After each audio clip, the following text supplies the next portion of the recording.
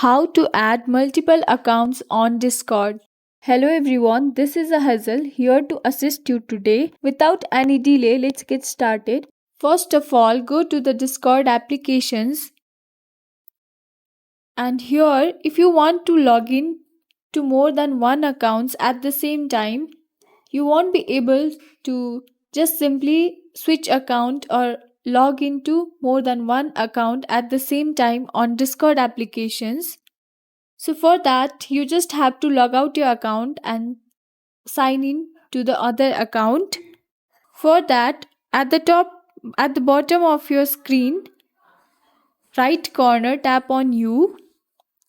After that, at the top right corner of your screen, tap on this setting or gear icon. After that, scroll down and then there you'll find the options of logout. So you just have to tap on logout and tap on logout.